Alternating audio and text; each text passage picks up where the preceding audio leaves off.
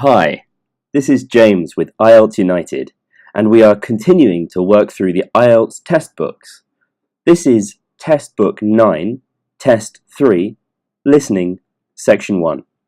If you want to listen to the previous listening test, Test 2, click here. As always, this is a new test for me. I have not done this exam before, heard the tape, or read the test, so we will go through together. I will explain to you how I'm thinking about the test and hopefully give you some useful tips and tricks so you can improve your IELTS listening band score. Let's start. Test 3. You will hear a number of different recordings, and you will have to answer questions on what you hear. There will be time for you to read the instructions and questions, and you will have a chance to check your work. All the recordings will be played once only. The test is in 4 sections. At the end of the test, you will be given 10 minutes to transfer your answers to an answer sheet. Now turn to Section 1. Section 1. You will hear a telephone conversation between a travel company employee and a customer. First, you have some time to look at questions 1 to 5. Okay, so we have some time to read questions 1 to 5. So we're going to be listening to a travel agent, and we see we have to complete the table below. This is very important. Write one word and or a number for each answer. So we can write a word and a number if we need to. So we see a table here with apartments, facilities, other information and cost. So presumably someone has phoned the travel agent to ask about these different things. We see here the name of the different apartments: Rose Garden Apartments, Blue Bay Apartments, Something Apartments and The Grand. So what we're listening for here are the names of the apartments. Remember, in IELTS, the audio is in order of the questions. So the first thing we will hear about is Greek dancing, and then it will go through the name of the second apartment, the facilities available. So here that's a studio flat, a swimming pool, etc. We'll then hear the information for the Rose Garden Apartments. We'll then hear the cost for the Rose Garden Apartments, and the same thing will be true for the Blue Bay Apartments. We'll go through all of these, then these, then these. So it's in order for us, and that helps us a lot because every time we hear, for example, the cost of an apartment, we know that the next thing is going to be in the next set of apartments. So the first question for us is, it's just something meters from the beach. So we know that since this is meters, this is going to be a number. Over here, we're going to have the name of an apartment. Then in number 3, the Grand has some facilities. It has Greek paintings and something else. So we're listening out for facilities, probably a noun here. And then other information, overlooking something. So think to yourself, what could apartments be overlooking? What would be a nice thing to see from an apartment? That could be potentially the ocean, maybe some mountains, forests, something that's pleasant to look at. So we're listening for words related to those things. And then finally, number 5, that's the price. So it will be in pounds. Now remember that sometimes in IELTS they will tell us something that is not the answer. So there might be a number of pounds that is different from what we expect. The same thing up here with meters. When you see something where you can predict that it's going to be, for example, a number, it may be made more complicated by giving you a false friend, but we need to be careful of that. Okay, so let's listen. Listen carefully and answer questions 1 to 5. Greek Island Holidays, can I help you? Yes, I hope so. I have a friend who's just come back from Corfu, and she's recommended some apartments in Arilus. She thought they might be on your list. Arilus, let me see. Can you give me the names? Yes, the first's Rose Garden Apartments. I'd like to go with another friend in the last week of October. Well, we've got a lovely studio flat available at that time. I'm sure you'd enjoy the entertainment programme there too, with Greek dancing in the restaurant. And the cost for each of us? £219. That sounds very reasonable. I'm just jotting down some notes. Now, the second one she mentioned was called Blue Bay. Blue Bay. Yes, in fact, that's very popular, and it has some special features. Really? The main attraction is the large swimming pool with salt water. Much healthier, I understand. That's right. And it isn't far from the beach either, only 300 metres. And only around half a kilometre to some shops, so you don't have to be too energetic. Is it much more expensive than the first one? Let me just check. I think at the time you want to go, it's around £260. No, £275 to be exact. Right, I've got that. Now, there are just 2 more apartments to ask you about. I can't read my own writing. Something to do with sunshine, is it? I think you meant the Sunshade apartments. They're on a mountainside. Any special features? Yes, each room has its own sun terrace, and there are shared barbecue facilities. Ooh, sounds lovely. Yes, it is rather well equipped. It also provides water sports. It has its own beach. There are facilities for water skiing. Any kite surfing? My friend's quite keen. Not at the hotel, but I'm sure you'll find some in Arillis. There's also satellite TV in the apartments. And how much is that one? £490 with 2 sharing. You mean £245 each? I'm afraid not. Each person has to pay that amount, and there must be at least 2 in an apartment. Ooh, I don't think that would be within our budget, unfortunately. And the last one sounds a bit expensive too. The Grand? Actually, it's quite reasonable. It's an older style house with Greek paintings in every room and a balcony outside. Sounds nice. What are the views like?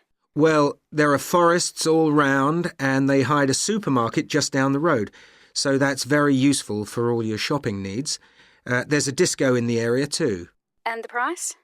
£319 at that time, but if you leave it till November, it goes down by 40%. Too late, I'm afraid. Well, why don't I send you a brochure with full details, Miss... Nash. But don't worry about that. I'm coming to Upminster soon, and I'll call and get one. I just wanted to get an idea first. Well, that's fine. We've got plenty here when you come. Before you hear the rest of the conversation, you have some time to look at questions 6 to 10. Great. We have some time to look at questions 6 to 10. Before that, we can see that, as predicted, this is a number and this one's a number. This was a bit difficult because she made a mistake and he had to correct her.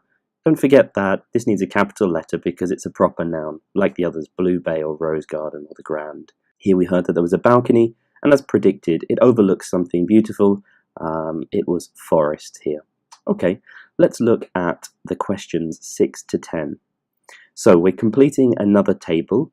Here we can write one word and a number, again if we need to, so not more than one word. And let's have a look. So insurance benefits. So we're filling in something related to insurance from Greek island holidays. This is going to be amount, so this is to do with prices. Cancellation, so if you have to cancel your holiday, how much insurance can you get? So it's going to be a figure here. Hospital, so if you have to go to hospital. So we're thinking of words like healthcare, medicine, injury.